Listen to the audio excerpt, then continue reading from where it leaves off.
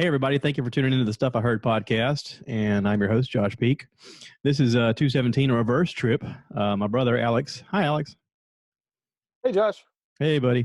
So I last night I was watching TV and you texted me and you were like, hey, want a podcast tomorrow? And I was like, sure. You said, I got something I want to talk about. And I'm like, okay, well, cool. I'm all ears, dude.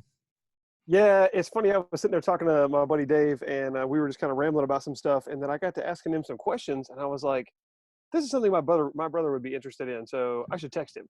Oh yeah, absolutely. So what we were, what we were kind of talking about, we were just talking about like our favorite shows at the time, and like what we like to binge watch, and how we much prefer lately. Like when I was younger, I loved movies and I preferred movies, but as I've gotten older, I prefer shows, specifically like hour-long dramas like the Ozarks and Game of Thrones and Breaking Bad and stuff like that, because the story can continue and build and build and build. Whereas with a movie, you get 2 hours and you're done, Yeah. And like with the Avengers, awesome setup. You have 23, 24 movies. So there was a lot of buildup and there's a lot of investment in that. But for the majority, I mean, like, movies nowadays they're okay. And some you get really excited about because they're adaptations of your favorite former shows, or they're adaptations of your favorite books or comics or whatever that may be. But so what we were talking about last night, especially with all these things going on with the virus and just the social distancing and everything like that, I posed the question to him. We know that shows are filmed many months or even a year in advance, and then they go into post-production, and then before they're finally released. And there is a lot of things I have come to learn through a family member that is in that business. There's a lot of things that are filmed and produced that we never see because they didn't test well, or they were just bad or not good ideas. So with all the social distancing, I start to wonder, 6, 7, 8 months from now, when they're not able to record some things, are we going to start to see some of that quote unquote bad television because it'll be the only new content that we have available? I just take Game of Thrones, for instance. That's a huge production quality. And let's say we were in the last season, obviously that would get pushed back, like we're seeing with some of these movies, because they're unable to continue filming. So now that we're let's call it this winter, we get into this winter, are we going to start to see some quote unquote bad television that never had the chance to make it because we don't have any new content for the television shows that we do like, or the content that we do think is good?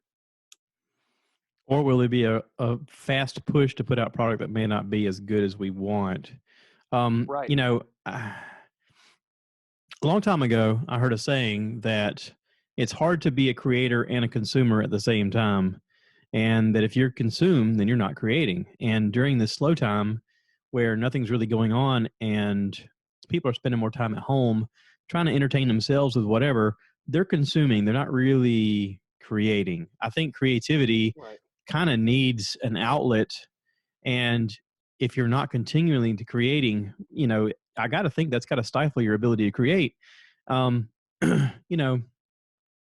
is the idea that a lot of things are made and then they're shelved, not only because they may not test well, but because some executive is like full of crap and he's just like, I'm going to teach them a lesson. I'll never air that, even though we spent millions of dollars. I mean, some people are just arrogant like that, Well, some content I think we're not ready for yet, because maybe the climate of our culture isn't right for right then.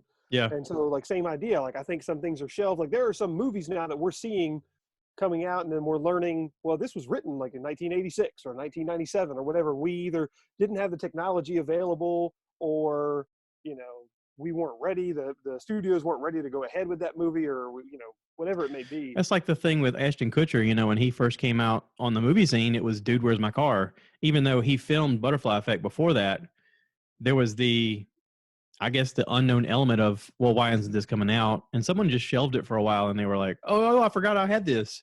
Yeah, and exactly. And then they put it out like 2 years after he was already Dude, Where's My Car? And doing Punk'd, and they were like, oh, we got this movie. It's really good. And then they put it out, and you're like, oh, it is a good movie. But Yeah. it makes you And wonder, did they set it aside because they were like, I don't know if this guy's a star yet. Let's wait till right. he's a star before we put it out. We need to wait. We need to wait to see if, we need to wait to see if people are ready for Ashton Kutcher before we give them the serious content kind of Right. thing. Yeah. Yeah. Exactly. Yeah. And I mean, there's a lot of instances like that. And it would be interesting to talk to Adrian about stuff like that. I mean, I wonder if she'd be interested in doing a podcast now that she's not working. I mean, I'm sure she's probably like, oh, geez, what's going to happen now? I'm not really doing anything, you know. Yeah. But it would be interesting to get her point of view of, what the climate is like, what she's looking forward to, what she's doing to keep busy in the meanwhile. What did you just do? Did you just do something? Yeah. I don't know what that was. I'm sorry. I clicked the wrong thing. That made the sound really awful. Yeah. Sorry about that. Anyway, but yeah, I mean, there are a lot of shows, like you were talking about going back and watching Sopranos, going back to the beginning and going, oh, let's go back and watch this again. I've sort of asked myself that question of what would I want to go back and watch. And there is that moment of nostalgia where you can go back in depth with a show. And, movies really are limited in a big sense because there's a lot of budget for a short payoff. And if they don't get the big payoff right away, it's like a gamble. It's like, showing up at Vegas and going, all right, we're going to put 20 million on this. Let it ride. 20 million is a low number for a movie, but you could invest that same money into a show and have a really good show. And, then you've got viewership on streaming platforms nowadays. I really think that this coronavirus is going to hurt movies in total. Yeah, I do too. I think we're going to see a big amp up in animated and CGI type material because you can section off people in booths and have them do voiceovers and then let somebody work at a computer creating images. But like you're talking about that nostalgia part of going back and rewatching something my wife always says, who's a drama teacher with live theater, and specifically she's talking about is that you can see the exact same show, and it's almost like a concert. You can see the exact same show 2 different nights with 2 different audiences and have completely different experiences based off of the audience. And I think the same way with going back and rewatching a series. I take Lost, for example. I went back and rewatched a lot of that just last year. And when it first came out 12 years ago, and it's a completely different show for me now because I'm in a completely different place in my life. And so it's interesting to go back and rewatch things that you may have had an opinion about before and how that opinion can completely be flipped. Now, my opinion on Lost didn't change as far as I still think it's a great show. But the way that I watched it and the way that I interpreted some of their interactions as humans and as people was very different 12 years later. Yeah. Well, and it's very interesting to go back with the mindset of knowing how something turned out and watch it again. And you actually pick up on more things sometimes because there's subtle hints along the way. It's like when you watch Star Wars for the first time and then you watch it again, you're going, oh, that's what they meant. Oh, okay. But I mean, I guess that's where having a good show really matters, is getting you to have that idea of, I want to go back and rewatch it. Like Game of Thrones.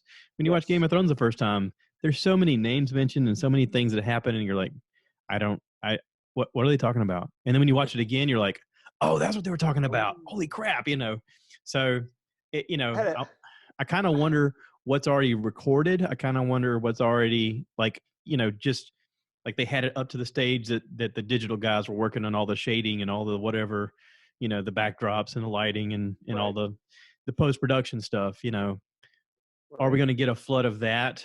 I heard that Netflix apparently has put out a lot of content, but they're running out of the content they already had recorded or the shows that they had planned. They already released a few things early. Disney Plus announced that they were going to release like 3 of the movies that were supposed to go to the movie theater. They're just going to release it online. They're like, here. Like one of the movies I'm looking forward to is Artemis Fowl. That was a book that Jacob had read when he was young. And when I remember he was in like middle school when he read it, and he was like, I really want to watch they're talking about making this movie and I want to watch it. And they apparently scrapped the project at one time because they couldn't get the right people involved and the story just never developed like they wanted. And then they finally got it done. Well, it's coming out soon. And they're like, yeah, we're just going to release it online. And, it's a huge loss of money for the studio in a way. But if you, like when they did, Onward, when they did Onward, it's like, hey, we're going to release it for like a week or 2 and you guys can buy it. And then after a week or 2, we'll just put it on Disney Plus. Well, they're still getting the money from Disney Plus, and they're getting money if you want to buy it, you know, and you figure $20 to buy the movie. I mean, that's not so bad. And you're going to watch it as a family. It's way cheaper than going to the movie theater. It's just going to relieve the movie theater from being that, like the supply chain is just going to remove them from the whole process and go, you guys have great TVs at home. Watch it at home. Yeah, enjoy. I mean, which I would love because, I mean, like Star Wars. I mean, that last Star Wars that came out was, over 3 hours. I loved every minute of it, but I had to pee even though I had peed before I went in the movie theater. And I was like, I can't leave my seat because everything that was happening was so action-packed. There was not one spot where I could go, time out. I got to go. Time out. I need to go. I need to go. I need to go. Even though I was about to burst, I was rocking in my chair going, this is so exciting and I got to pee. I read a thing about Artemis Fowl, and Disney is actually looking to release that to test the waters to see if this is something they can just continue in the future. Yeah. Because their thinking is if people are excited enough about a movie that they'll just invest in Disney Plus, well, we'll get, $10 a month out of them as opposed to just a $12 one-time trip. Absolutely. Yeah. So it's that idea of, I heard Adam Carolla one time say, what would you rather invent, a toilet or toilet paper? You're only going to buy one toilet, but you'll buy toilet paper all the time. Over and over again. It's a consumable. Yeah. So you want to have the consumables, whatever the consumable is, you want to have that investment because that's your money flow coming in. Well, Netflix has shown us that model works. I mean, Netflix puts out material all the time, and they don't release stuff in the movies. They just put it out. Absolutely. So, and they put out good content. I mean, there's a lot of movies that are just as good as stuff you'd see in the movie theater. Yeah. The content is very good. I like that paradigm idea. It's, I guess, Breaking Bad sort of set the mold for that of we've got a great script. We got actors that are willing to work for nothing just to get this thing off the ground. Yeah. And let's see if it works. And if it works after a couple of years, then you pay us. Right. If you believe in a project enough, you invest your own money and you go, all right, I'm all in, which is kind of what Jason Bateman did with his Ozark show. He wrote it, he directed it, he produced it, he acted in it. He's like, all right, I'm all in. And he just shoved his chips forward and he did every part of it and huge payoff. Holy cow. And then you create something so great that great people want to come and do it with you, and then Breaking Bad becomes one of the greatest television shows to ever be on screen. Absolutely. Yeah. Well, I have always said, like, start to finish, I feel like that's one of the best shows I've ever watched. I never felt in the middle like, oh, geez, this is kind of dragging. Right now, I feel that way about the Ozarks. Yeah. Yep. I agree. I feel like Ozarks took up where Breaking Bad left off, and it sort of, to me, it's a faster version of Breaking Bad because, Breaking Bad took a long time before the family was in on the fact that he's doing what he's doing. And Ozarks is like, we're going to rip the Band-Aid off within the first 30 minutes. And everybody's going to know right now. Yeah. What happens if your wife and your kids know immediately what you're up to? Yeah. I mean, how do you adjust to that? How do you go from there? I mean, it ramped it up right away. And then just when you think you know enough of what's going on, you're introduced to other characters like the Snells. And you're like, ooh, they're cool. Yeah. Oh, this is going to go dangerously really bad. Yeah. It was just it was a crazy thought, and I'm interested to see what happens going forward with all this stuff.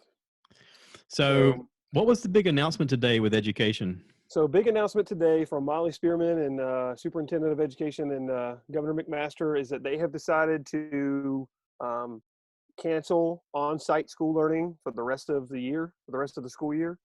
So we have been e-learning for 4 to 6 weeks. And from here until the rest of the school year calendar goes, for some districts, it's like 20 districts, it's like the end of May, but for most districts, it's like June 2nd or June 3rd. From here until now, students will be e-learning. They will not be back on campus. I think a lot of that has to do with the fact that you just cannot social distance in a school setting. Right. Even like I'm a PE teacher, and even in the gym, I would be about the only teacher that would be able to make that feasible because of the square footage that I have in a gymnasium. But even then, student A and B still have to be 6 feet apart from each other. So I'd have to basically give you a hula hoop to do exercises in, and that's that. But some of these math classes and some of these classroom teachers, they're packed at the brim at 30 kids. Yeah. And there's just, you're talking about a room that's 20 by 20. There's no way that you're going to be able to social distance. So it just wasn't a safe concept. So I was really glad that they made that decision quick. So especially after some of the announcements that we saw from McMaster 2 days ago. You and I, a long time ago, had a discussion whether or not we thought technology was going to make the classroom a thing of the past. And here we are. Mm, And it makes me wonder if the budget people are going to look at it and go, yeah, why do we have a physical building? yeah, I have heard some murmurings and some rumors around that there's a chance that, like, the model going forward that we'll see, especially in South Carolina, will be very different, where we might go for a day and then we'll be e-learning for a day while they sanitize the building, and then we go back for a day and then we're e-learning for a day while they sanitize Do the you, building.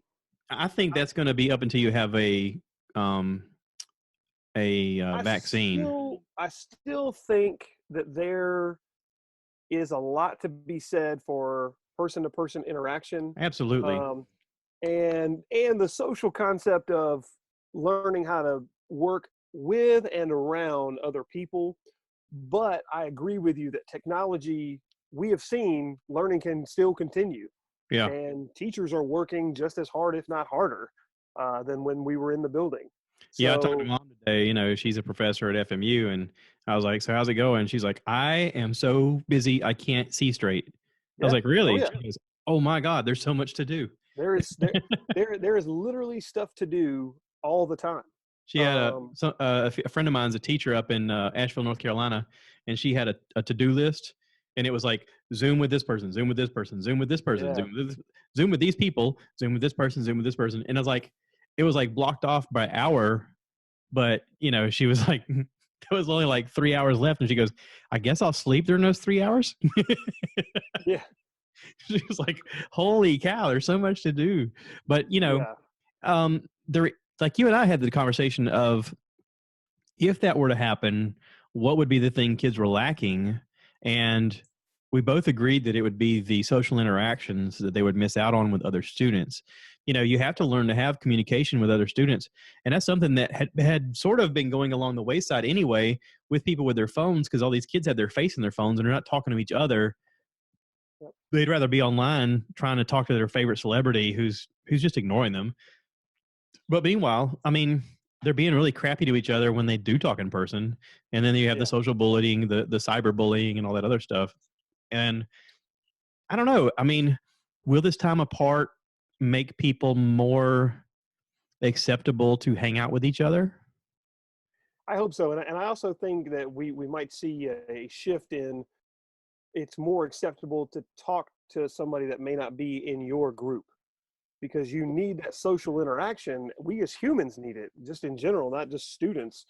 And I think we're going to find ourselves more willing to talk to people that maybe we weren't before, because, you know, you just need that interaction. And now you're interested to know, like, hey, how did you do with all this stuff? Like, how did you mentally, were you okay during all this? I mean, I was able to do this. What were you doing? I think we'll see a lot more of that. I think we'll see more people willing to mentally and emotionally help each other, after all this is kind of said and done. I Because hope we're so. we're going to come back to some people that it's going to be sad, but we're going to come back to some people that are very mentally broken, Yeah. because there are a lot of extroverts out there that need that human interaction, and there are a lot of introverts that are going to find that they're also missing that human interaction. Well, and Um, you're also going to have like a social economical situation where yeah, there's a lot of kids that I mean, they can't afford for their kids to be home all day. What are they going to do? You right. know, is it going to be a situation where they all go to grandma's house and they're set up in a room with, their own Chromebooks in the corner and they're all trying to do work, but I mean, they're really unsupervised. So is that going to happen? I mean, Right. kind of makes you wonder what's going to happen moving forward. There's a lot of responsibility being pushed back on the parents and on, their communities to really pull together. And it kind of makes me wonder, where's that community going to come from if you don't even have that community? Like, let's say, your parents died and you're on your own and you're trying to figure it out. And what do you do? I mean, Right. I don't know. It's going to be interesting moving forward. Well, and another thing that we're seeing is, which is, a lot of people are upset that we went to this kind of engagement grading. Like, if the student is engaged during the week, that's what their grade is based off of, which I totally agree with, because what we, especially where I'm at, I teach in a very rural blue collar area where a lot of these kids have to work in order for their families to survive. Their families rely on their kids' part-time job to help. And we have a lot of kids, juniors and seniors, that they're not able to complete a lot of the work like they need to, because now that they're not required to go to a school building, they're going to work, Yeah. because now they see an opportunity to make money. And some of them are working, 12-hour shifts. Yeah. And because some of them are working in essential places like grocery stores and home improvement stores and what have you. And, so they're not getting home till 9, 10 o'clock at night. And at that point, they've been working all day. And you and I know, as working individuals, when you get home at 9 or 10 o'clock at night, the last thing you want to do is sit down and do schoolwork. Yeah. Oh So yeah. I mean, I tried to take night school for a while, and that was after I'd gone full time, and I was like, why am I doing this? I could just make more money if I just stay at work. right. And so that lost my incentive to want to stay in. Plus, I mean, I was also a little unguided. I didn't really know what I wanted to do. But yeah, I mean, every single grocery store I go into right now has a now hiring sign. And, Yeah. I was talking to a local business owner today, or not today, yesterday, about deliveries and how his business was doing. And he said, well, I'm busier now than I am in the summertime because I'm in a good location and I have a drive through. He said, but, one of the weird side effects is because school's canceled, all my kids that normally work during the summer are working here now. So, I mean, he was talking about doubling up workforce just to keep up with demand. And it's all high school kids. Yeah. Yep. He's like, they need work and I need help. And so they're not doing anything. They're like, I'll work. Yeah, exactly. Because they're like, what else am I going to do? Sit at home and watch Zoom calls all day? Well, and I have a student, great kid. He works at Lowe's. Yeah. And since all this started, and with the regulations that the businesses have, Lowe's is allowed either 20% of their max occupancy or 5 people per 1,000 square feet. So they're at a limited number. But that means that employees are working twice as hard to make sure that people are staying out, the people that are going out, the equal are coming in, and it's not working very well. They're not doing it in Florence. Oh, geez. I went there today and I really felt like people were going to pick my nose. I was like, there's so many people. And I had several ladies physically run into me. And I was like, what's wrong with you people? I got a funny story about that from mom, but he's been working 15-hour days. Yeah. And well, and here's the question: like, if they're doing that, what's going to be their incentive to want to go back to school? Yeah, exactly. They're making money. I mean, think about this. Think about your family component. Okay, so like, let's just take my household for example. Okay, let's say Dolores and I both are cut back on our hours for work or cut back on our pay for work, and we had a kid in the house that was be able to work and also contribute money. He would see that as like, oh, I'm able to help out.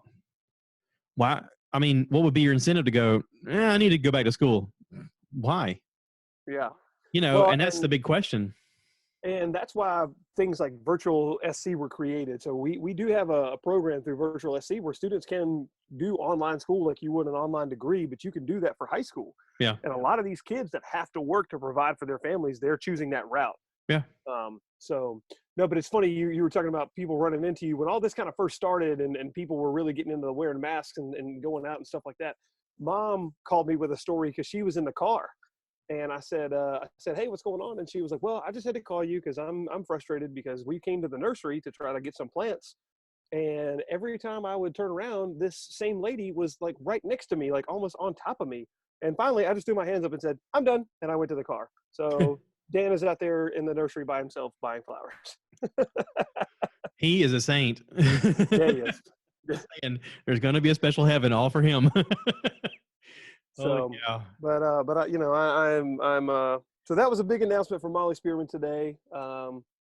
Big announcement from McMaster 2 days ago, which I don't necessarily agree with, but I understand the need for people to get back to work and try to make money and provide for themselves. So yeah, it's kind of a catch-22. Like I do think that we need to continue to practice safe practices, but at the same time, I understand people have to provide for their families.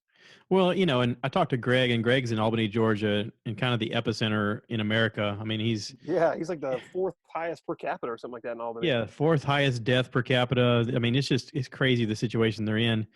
And he's like, listen, he goes, do wear the mask, do wash your hands, don't wear gloves. He goes, the gloves are just transferring the virus from thing to thing, and nobody's handling the gloves like they should.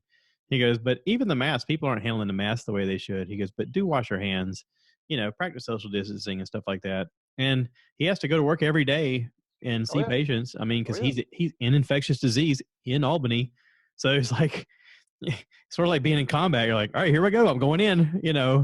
Um, and Lane is a dental hygienist, and right now they just shut down the office because it's a private office, and they was like, no, we're just not doing that right now. Just y'all stay home. Yeah.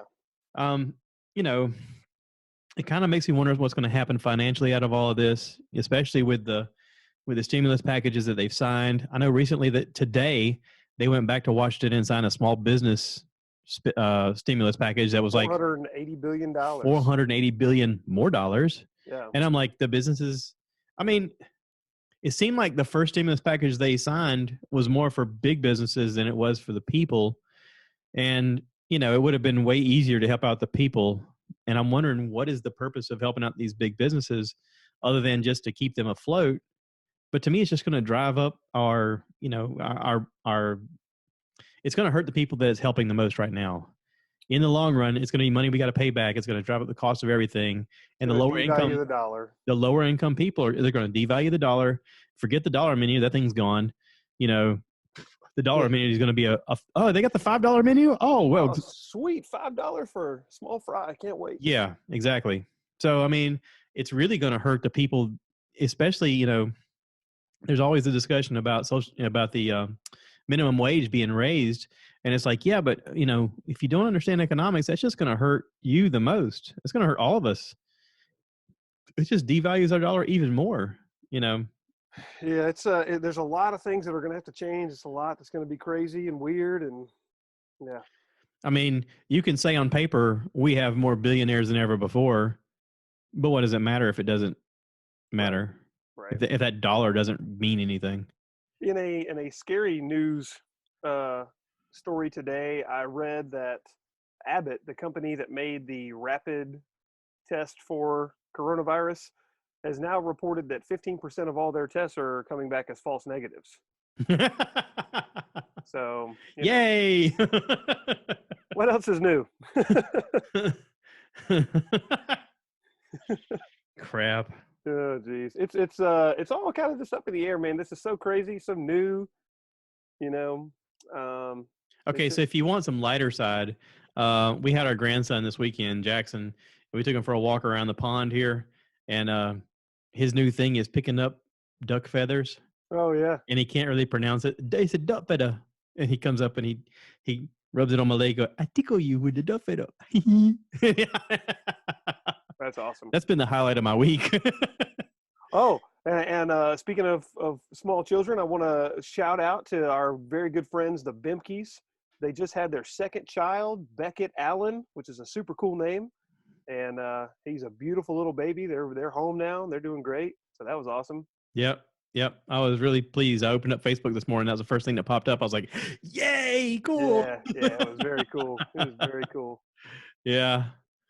Oh God, that's awesome. Yeah. I went to Lowe's today, and Dolores had mentioned she wanted to get some ferns for the front porch and the back porch. And, there's always that question of what kind of fern is going to work, especially with like the high heat that we have. Right. And if you go to Walmart, they only sell the word fern. They don't tell you what kind of fern it is. Yeah. And on the label, it says, needs full shade. And I'm like, okay, well, that's not going to work. Yeah. So I called Mom and she was busy, but I texted her and she texted me back and she's like, you want Kimberly Queen ferns are the ones that can take full sun. And I'm like, okay, cool. So I knew right away I wasn't going to get it at Walmart.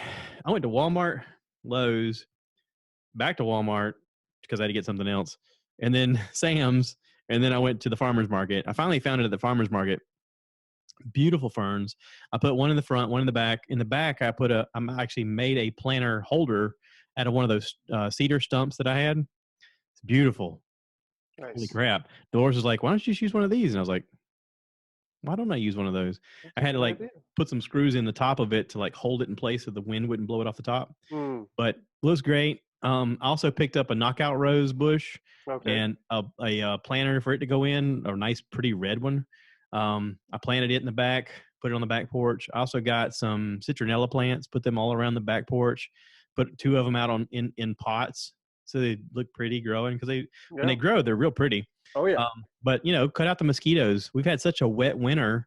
I figured every little bit would help, especially when we're back there. Well, me specifically when I'm back there grilling, just to keep the mosquitoes away. But I was like, yeah, why not go ahead and get that stuff now? I Yeah, I also had. got some manvillas, put some manvillas in the front, those pink flowers that like Mm-hmm. vine up the sides. I Yeah. put 2 in the front and I put 1 in the back. Oh, And, nice.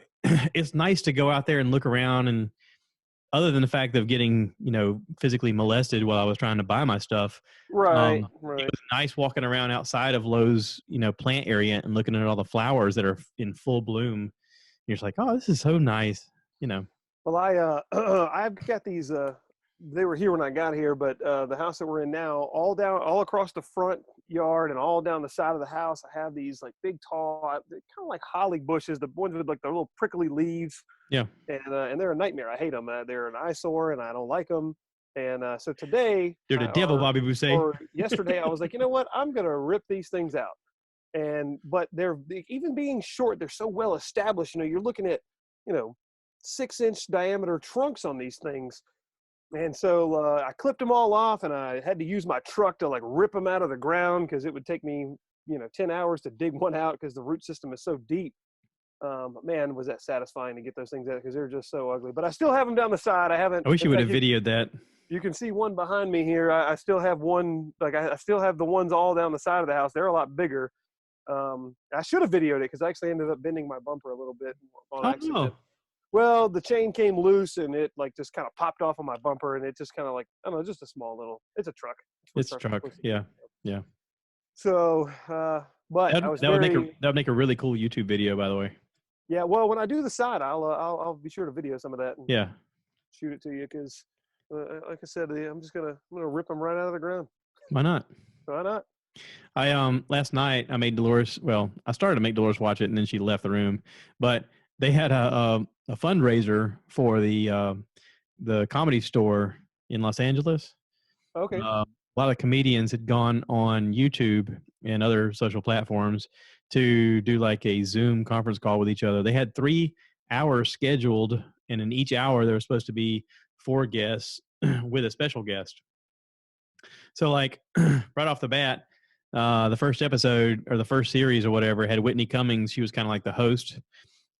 She did it with Chris D'Elia, Tim Dillon, and then in another box was Andrew Santino and Bobby Lee. They were in a studio together, and there was a weird feedback issue. You could tell they were all figuring it out. And she goes, "Oh, great, we got comedians trying to figure out technology. How bad could that go?" But it was funny listening to them talk, and they raised like $30,000 within the first segment. Oh wow. They each donated some money as well. And then the next segment was Tom Segura, Burt Kreischer, Joey Diaz, and Theo Vaughn. And during the thing, I guess somebody texted Tom and said something about if Joey will show his nuts on screen, I'll donate 5,000. And he goes, "All right, you asked for it." And he stood up and he holds his sack out like all independently. Everybody else like, ah. So they raised the money. They ended up raising like 36,000 during their segment. And during it, Tom goes, "Well, we just got kicked off of Twitch because Joey showed his nuts." I saw the video on Twitter today. Burt Kreischer is down in that right hand corner, just dying laughing. Jeez. And Joey got all worked up. He started preaching. I was like, "Oh, here we go." Oh. Yeah. Oh. I am ashamed to say that for years I thought Joey Diaz and was it Vincent Santor were the same guy? The guy that plays Pussy on The Sopranos. Yeah. I thought they were the same people for so many years, and then I was watching it the other day, and he said something, and I was like, that does not sound like Joey Diaz. And so, of course, I looked it up, and I'm like, oh, that's because different guy. Yeah. Different guy. Yeah.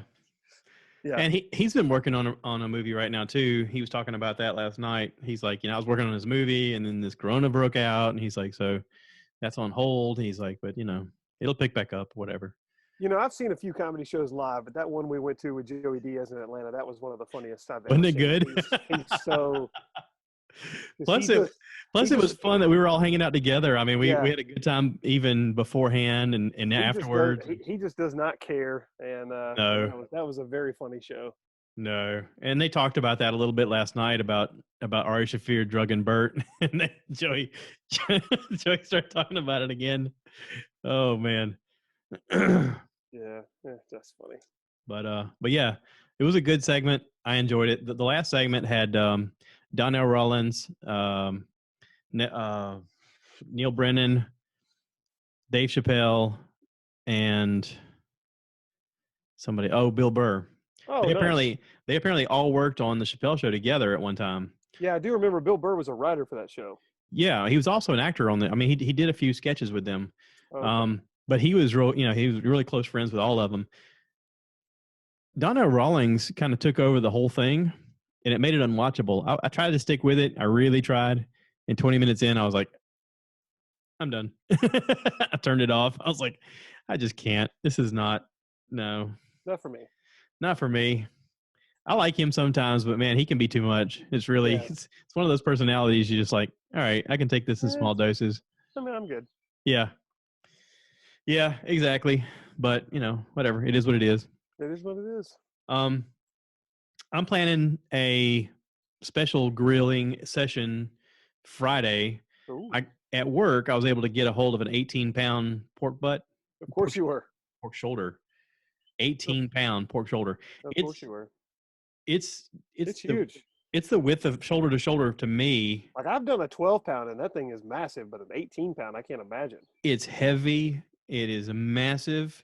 It'll fit on the grill. I had to measure it to make sure it fit in the door. I was like, I don't know, is this going to fit? It's going to fit barely.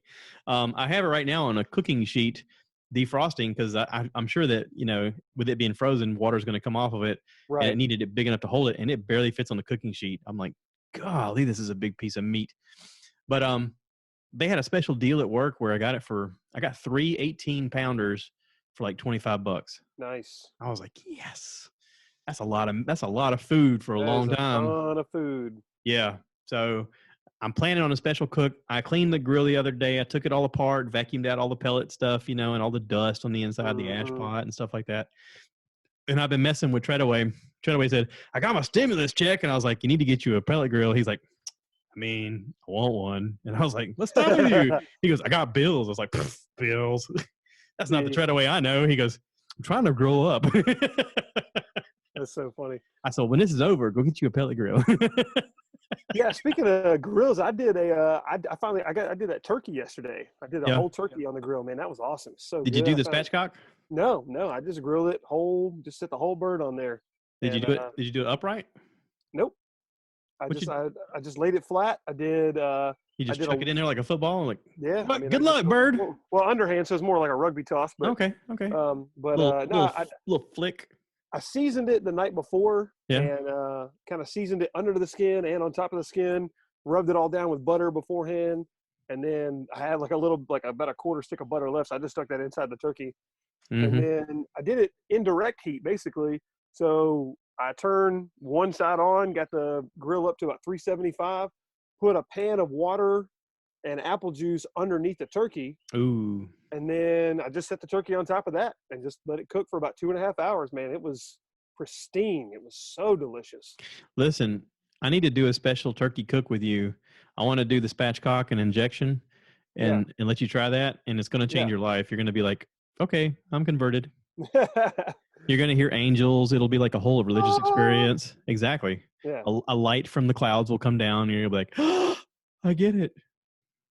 I have seen the light. I've seen the light. So listen, you're playing Final Fantasy VII right now, right? Oh, yeah. Okay, so do you have a PS4? Yes. Talk me through the process. Why is the PS4 better than the Xbox? Not just because of Final Fantasy VII. I just went with the PS4 because I'm a bigger fan of the PlayStation setup. I always have been. Like, I had an original Xbox. I had an Xbox 360. But when it came down to like Xbox Live or PlayStation 4, I'm just more comfortable with the PlayStation format. So, you know, there's really no, like, I don't think the graphics are any better on one or the other. I don't think the memory is better on one or the other. Some of the game selection is a little bit different. You know, like you can't get Halo for PlayStation. You can't get things like Final Fantasy for Xbox yet. But other than that, like, I don't Is know. there a need to buy a game anymore, like physically buy, or can you just buy it digitally? Yeah, you don't have to go buy physical copies anymore. You can just buy everything digitally. But every now and then, I guess just the old school in me, I still like I bought Final Fantasy 7, and I have the actual disc. Mm-hmm. But but like some of the games that like I've loved playing, like Event Horizon, Horizon Zero Dawn. Event Horizon was a Lawrence Fishburne movie. Horizon Zero Dawn is one of the greatest games I've played. I just downloaded that. Spider-Man, just downloaded that. A lot of games like I just download.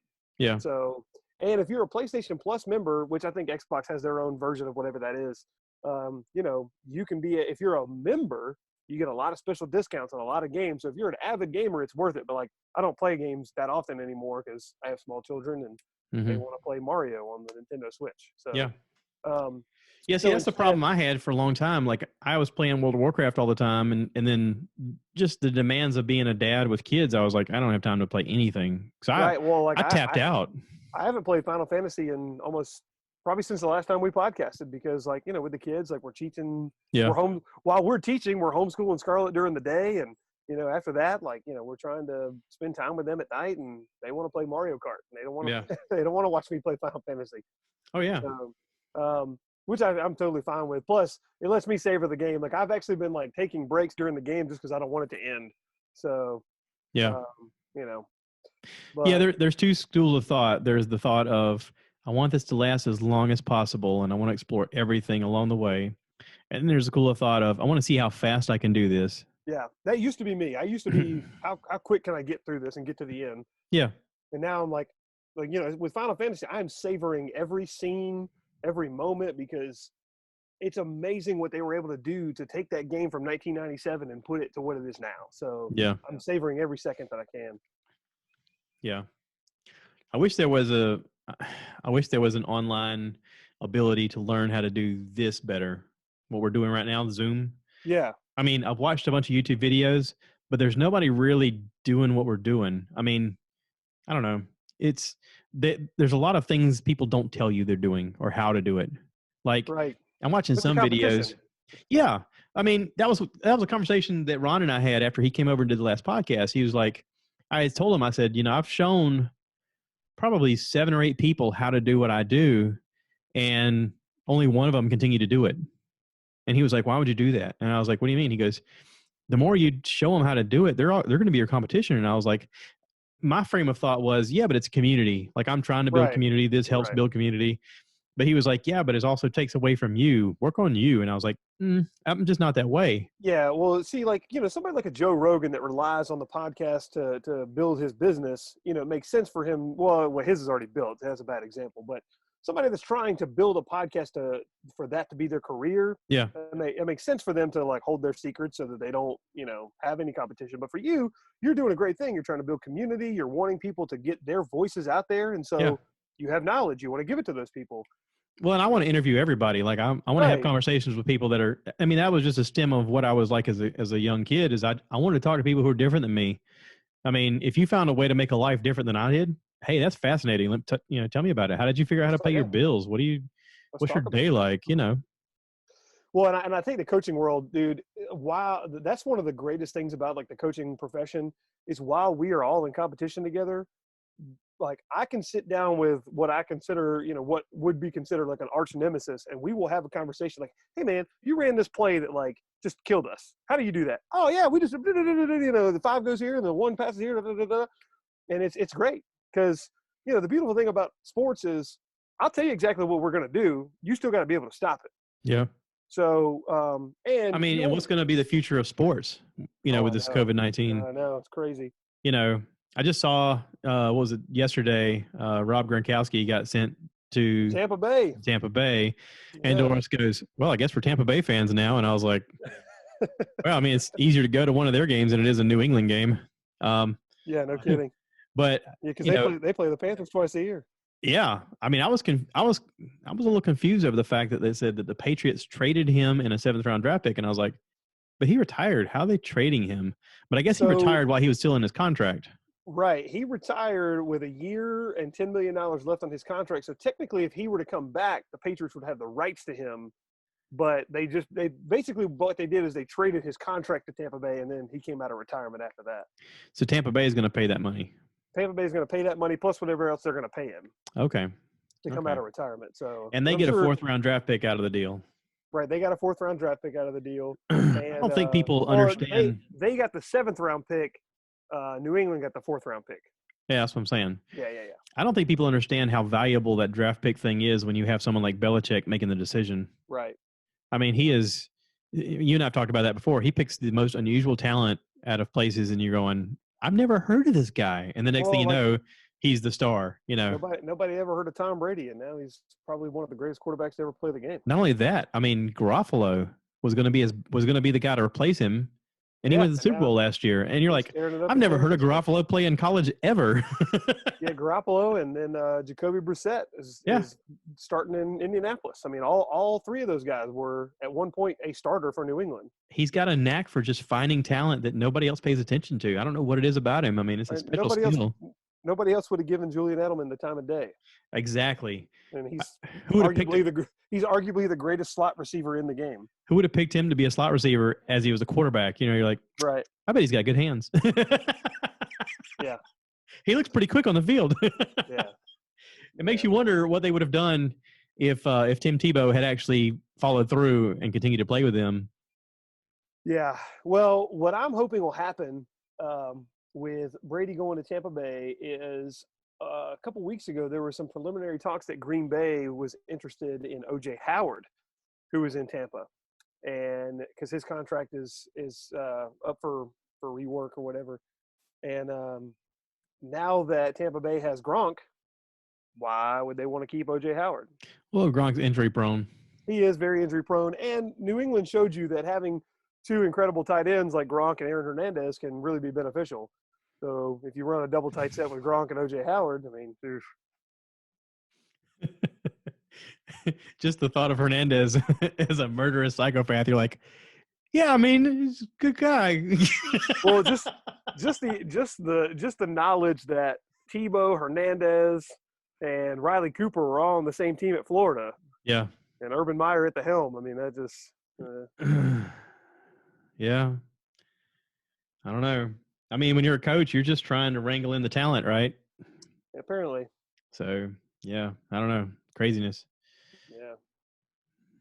But, yeah, I'm hoping everything can get, settled with this immunization thing, that people can get back to normal. I'm really concerned that everybody's opening things back up, for retail. Yeah. People aren't going to social distance. I saw that today at Lowe's. I mean, it was just offensive. Well, and we've already seen with a couple of states that have tried these soft reopenings that they've seen spikes like as soon as they reopen. Yeah. Kentucky today released numbers that they saw double the numbers the week after they opened than before they went into quarantine. I mean, and what's going to happen to comedy? I mean, I'm a big comedy fan, and that hasn't really developed until the last few years. And what's going to happen to comedy shows? Are we going to just not have comedy anymore? I think comedians will always write, and I think that because they're kind of like you, they always want to put their content out there. Yeah, and I think guys. But you've seen where in person it's way better than if you watch it on Netflix. Yeah. Oh yeah, it's way better in person. But kind of like with your Twitch incident the other night, we're probably starting to see a little bit more of that. These comedians doing these live shows online. But you're right, it's not the same. Yeah. Well, it's the one craft where you need a crowd in order to perfect your craft. Right. You need to know whether or not it's funny. You need to know what's funny. You have to have a barometer, and the people are your barometer, and you can go out there and tell the same joke 1,000 times and not get it right until the 1,000th time.